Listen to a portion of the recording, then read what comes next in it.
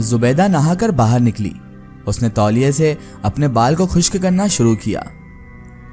बाल को खुश्क करने के बाद उसने अपना तौलिया बेड पर फेंका और अपनी टेबल की तरफ गई। वहां से उसने परफ्यूम उठाया। जुबैदा को खुशबू से बहुत ज़्यादा लगाव था। ऐसी कोई सी खुशबू नहीं थी या ऐसा कोई परफ्यूम नहीं था जो उसके कलेक्शन में ना हो। उसने अपना परफ्यूम उठाया, उसका कैप खोला और अपने हाथ के पीछे उसे लगाकर खुशबू लेने लगी। तभी अचानक उसकी दादी की आवाज़ आई, जुबैदा, जुबैदा बेटा, कहाँ हो तुम? जैसे ही उसने दादी की आवाज़ सुनी तो उसने झट से परफ्यूम की बोतल को अंदर रखा और वॉशरूम भाग गई अपना हाथ धोने के लिए। दादी की आवाज़ फिर से आई, जुबैदा बेटा कहाँ हो? जुबैदा। इतने में ही वो जल्दी से अपना हाथ धोकर कहने लगी, दादी आई बस 2 मिनट में। जुबैदा घर में सबसे छोटी थी। उससे बड़ा एक भाई उसका माज और एक बड़ी बहन जिसका नाम सारा था। जुबैदा बड़ी ही मासूम थी। उसका गोरा रंग और उसकी नीली आंखें और सुनहरी बाल जो उसे बहुत मासूम बनाते थे और इसी मासूम पने की वजह से उसे घर में सब मानो मानो बुलाते थे। जुबैदा बहुत ही खूबसूरत भी थी। जैसे ही वो भागते हुए दादी के पास गई तो दादी कहने लगी, अरे बेटा, क्या हवा के घोड़े पर सवार होकर आई हो? इतनी तेजी में तुम कहाँ जा रही हो? दादी ने उसकी जल्दी से स्पीड पर रोकते हुए से कहा था तो उसने भी कह दिया, दादी जान आप बार बार आवाज़ दे रही थी तो मैं इसलिए जल्दी जल्दी भागते हुए आई। बोलिए आप क्या काम है? तभी दादी ने कहा, हाँ काम मैं बताती हूँ। मुझे याद आया कि तुम्हारी सहेली की मम्मी ने कुरान पाक का कहा था, वो उन्हें याद से दे देना बेटा। तो जुबैदा ने कहा, ठीक है दादी जान, मैं उन्हें याद से दे दूंगी। तभी जुबैदा की अम्मी पास से बोली, जुबैदा बेटा ज़्यादा देर मत करना, तुम जल्दी से वापस आ जाना। तो जुबैदा ने जवाब दिया कि अम्मी मेहंदी में तो देर ही लगती है क्योंकि मेहंदी तो शुरू ही देर से होती है। तभी दादी जान बोली, मेहंदी में जाना क्या ज़रूरी है, बारात में चले जाना तुम। तो जुबैदा ने उन्हें जवाब देते हुए कहा, दादी जान, मेरी प्यारी दादी जान, राबिया मेरी बेस्ट फ्रेंड है और मेरी सबसे अच्छी दोस्त है। उसके तो हर प्रोग्राम में मुझे अटेंडेंस देना ही होगी ना। उसके हर प्रोग्राम अगर मैं अटेंड नहीं करूंगी तो कौन करेगा? जुबैदा ने जवाब दिया और उसके बाद जुबैदा को मालूम था कि अगर उसके अब्बू को खबर हो गई कि दादी जान उसे जाने के लिए मना कर रही हैं तो उसका जाना तो आज पक्का कैंसिल हो ही जाएगा। तभी दादी ने कहा, ठीक है बेटा, अगर तुम्हें जाना है तो जाओ, लेकिन वक्त से वापस घर आ जाना। तो जुबैदा ने उसके बाद एक सुकून का सांस लिया। तभी उसकी अम्मी ने पूछा, बेटा कपड़े इस्त्री कर लिए तुमने? तो जुबैदा ने कहा, हाँ अम्मी, वो तो मैंने रात को ही कर लिए थे। वैसे भी यहाँ पर लाइट बहुत कम आती है ना।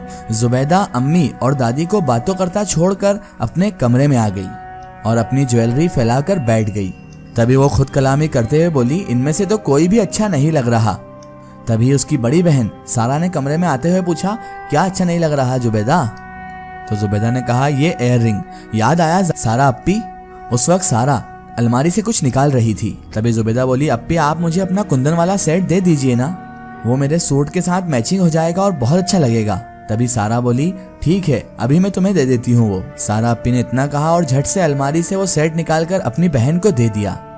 आप क्या कर रही हैं अप्पी? शर्ट सिलवानी है ना? तभी जुबैदा ने कहा। तो वो कहने लगी, हाँ शर्ट तो सिलवानी है, इसीलिए नाप की शर्ट निकाल रही हूँ। तभी जुबैदा बोली, अप्पी मुझे सैंडविच बना देना, बहुत भूख लग रही है। तो सारा अप्पी ने कहा, ठीक है बना देती हूँ। जुबैदा ने कहा, थैंक यू अप्पी। और कुछ ही देर में उसके बाद सारा ने सैंडविचेस बनाकर अपनी बहन के जुबैदा के लिए भेज दिए। धानी रंग के सूट में जुबैदा की रंगत बहुत ज्यादा प्यारी लग रही थी। इधर मास भाई थे जो बाहर गाड़ी में बैठकर हॉर्न बजाए जा रहे थे। जुबैदा ने कहा, अभी आई, और वो घर से निकलने लगी। तभी अम्मी दरवाजे पर आई और अम्मी ने ताकीद की, जुबैदा बेटा जल्दी आ जाना तुम वहां से। तो वो गर्दन हाँ में हिलाने लगी और उसके बाद तेजी से गाड़ी में जाकर बैठ गई। राबिया के घर जैसे ही कार पहुंची और ये दोनों पहुंचे तो जुबैदा जल्दी से उतरकर राबिया के घर के अंदर जाने लगी। तभी माज ने आवाज दी, जुबैदा। भाई ने आवाज दी तो वो पलट कर आई। माज ने कहा, जब जुबैदा तुम्हें आना होगा तो 10 मिनट पहले मुझे कॉल कर देना। जुबैदा ने कहा, ठीक है भाई। और उसके बाद वो राबिया के घर के अंदर चली गई। राबिया अभी अपने कमरे में बैठी हुई थी। जुबैदा उसके पास गई और उसके पास जाकर उससे लिपट गई। अब आई है तू जुबैदा, मैंने तुझसे कहा था कि दोपहर से पहले आ जाना।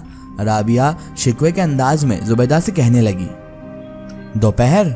मैडम दादी जान का तो बस नहीं चल रहा था, वरना वो मुझे अभी भी आने से रोक देती।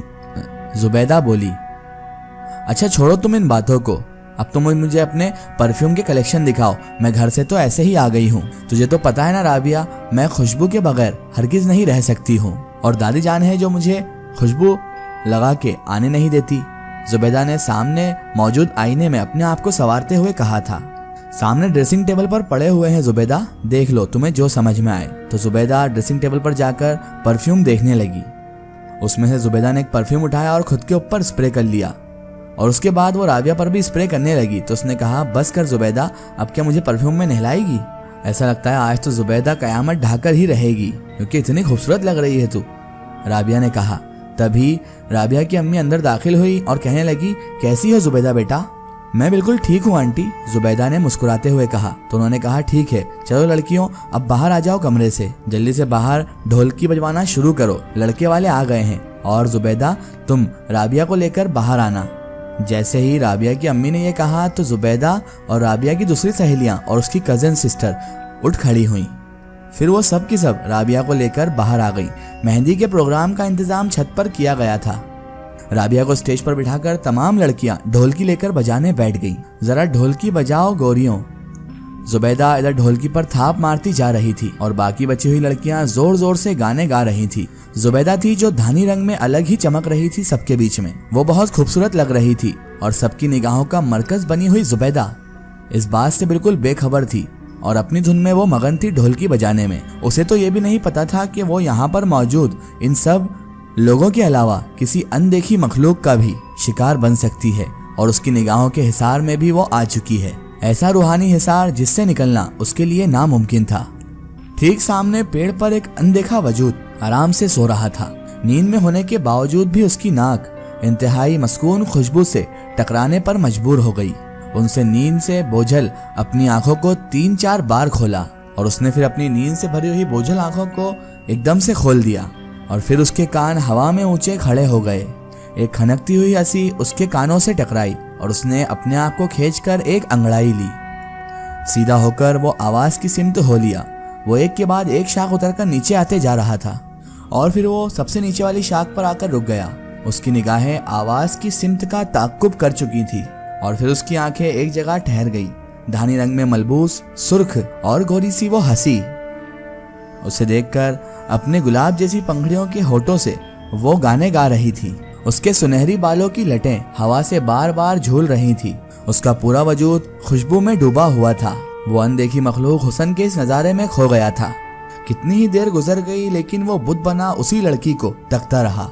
वो उसकी नजरों की हिसार में थी लेकिन अचानक उसकी नजरों का हिसार एकदम से टूट गया और वो परी पैकर उसकी निगाहों के सामने से ओझल हो गई। तभी आवाज आई, चलो बच्चियों ये ढोलकी उठा लो, अब हमें रस्म शुरू करनी है, फिर बाद में तुम गाने गाती रहना, राबिया की फुप्पो ने कहा। और जुबैदा और बाकी लड़कियां वहां से खड़ी हो गईं। तभी रस्म शुरू हो गई और खवातीन दुल्हन को उपटन लगाने लगी। जुबैदा एक तरफ जाकर कुर्सी पर बैठ गई। तभी उसकी फ्रेंड रिमशा बोली, चलना जुबैदा, यहाँ क्यों बैठ गई तू? तभी जुबैदा बोली, तुम चलो मैं अभी आती हूँ, ढोल बजाने से मेरा हाथ दुख रहा है। जुबैदा का इतना कहना था कि एक तरफ रखा हुआ ढोल कुर्सी से नीचे गिरा और 2 टुकड़े हो गया और सबके सब लोग उसी तरफ मुतवज्जा हो गए। इसका एक स्टोरी हम देखेंगे इसके अगले पार्ट में।